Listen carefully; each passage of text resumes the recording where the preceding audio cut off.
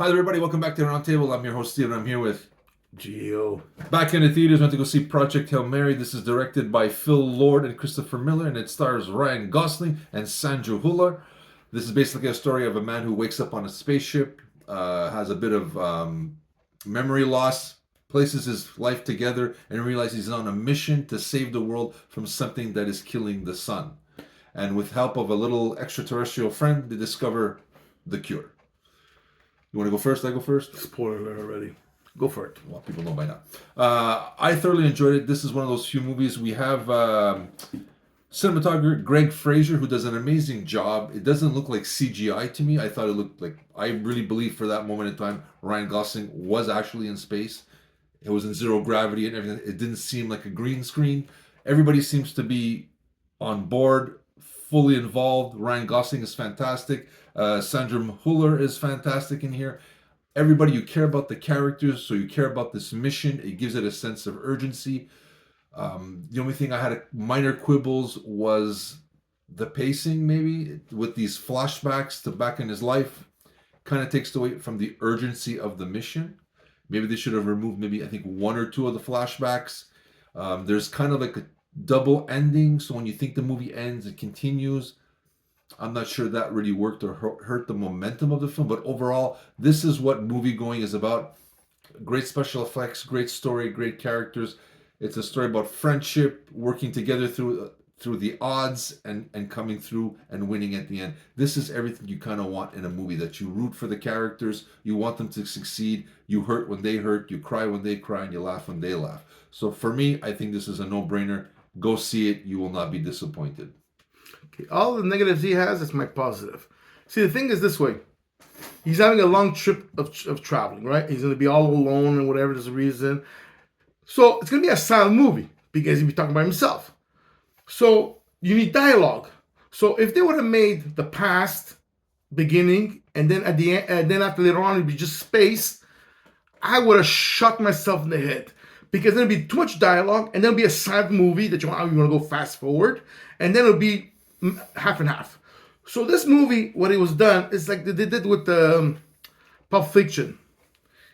They start with the present, then they went to the past, which was a lot more dialogue explaining what happened. Then went back to the present, and then went to the back, and then he didn't lose his mind. Everything it was amnesia. No, he had he was in a self-imposed He was coma. fogged out. No, they said it on the movie. You will have. Yeah, but it took him a while to fog up because don't forget he was in a self-induced coma. Not only that, they forced him. Of course. Okay, but I don't want to spoil more than that. So to me, that was the best thing because as soon I was getting fed up with the silent space and he's talking to himself and all that, they went back to the past and it's like, okay, now I understand what's happening here, this and that. So that to me, it was the best thing that ever happened to me.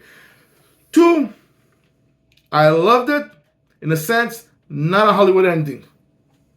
Because this isn't happen, this and this, and it doesn't help nothing. Ryan Gosling also, this guy is magical.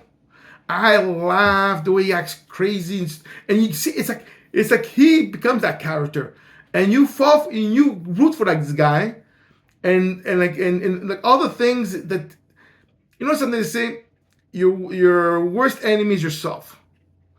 And when you watch this movie, think of that. Because Rhino, whatever his name, in there, his worst enemy is himself.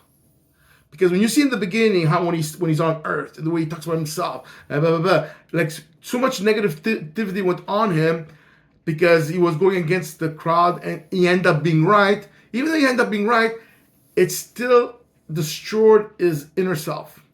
That later on, when you see all the things he can't, at the end of the movie, all the things he accomplished, it's like spacewalking. Mm-hmm. He used to be the most paranoid chicken that ever existed. And later on, he just jumps and goes die inside like he's Superman. It's like you see how he changes from how negative he was, and once he's able to go, I can accomplish it. He does a 180 and he does it and he's on a 10 on a 10. The storyline, the alien, the dialogue. I like the alien and the spaceship because it's any Star Wars, Star Trek movies or CSI movie ever seen, a TV show even, knows I haven't seen a spaceship like that. Because it's based on a non-organic life form. Because humans say, oh, since only organic life, if it has water, then we can live. You know, like it has to be like us. No. Because they haven't learned nothing about the earth, about the Manchurian Trench there. Oh, humans can't survive, so nothing can survive. And there's tons of life forms over there. Then there's the water full of a little bit of acidity. Oh, people drinking that, we die. So nothing can live there. And there's fish and things that live on it. Because everything is, we think like we're the center of the solar system. And how they went away from that, with this alien and this, that, loved it. The language. And I said, what it took me, Greg, I was expecting, okay, what's just gonna be a Hollywood ending? Blah, blah, blah, blah, blah. And I'm not gonna say what's my Hollywood ending, but you Google there, you see the same thing. And that twisting curve that he didn't like, I loved it. Because just I didn't like it. I think there was too many. Reverse it and you see what he said, okay? I loved it because it was he found himself. He found the best friend he ever had. That I don't want to ruin everything, but it's best friends or somebody is willing to sacrifice for you, or they're willing to go to the depth of life and death for you, and they show it. There's nothing that can replace that, and I find it's from the beginning to the end. It's amazing, and for myself, any price you want to go for it, go for it. And as I agree with him, the CGI was well done. They didn't overdo it. Yeah. So being that the minute simple, like certain parts when he's banging on the spaceship and everything, you felt as if it really happened. Then something happened in there. I seen a horror movie before I went there. And the horror movie, nothing made me jump out of the other chair. And this bloody stupid movie made me jump out of the chair one part. I ain't going to tell you when because I want you guys to jump out of the chair.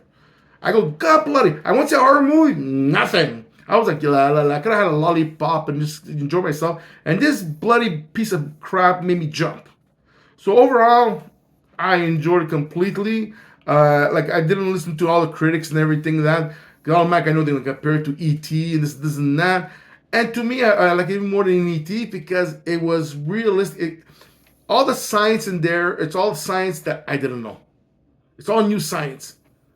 About this black fungus and this and that. There's always that conspiracy theory, but to me, it's a no-brainer for myself. Go right ahead. You'll enjoy whatever price you're paying for it.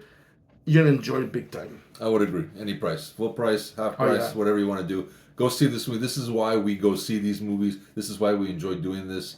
This is the reason people go to the cinema. And it's a long movie, and it flew by. Yeah.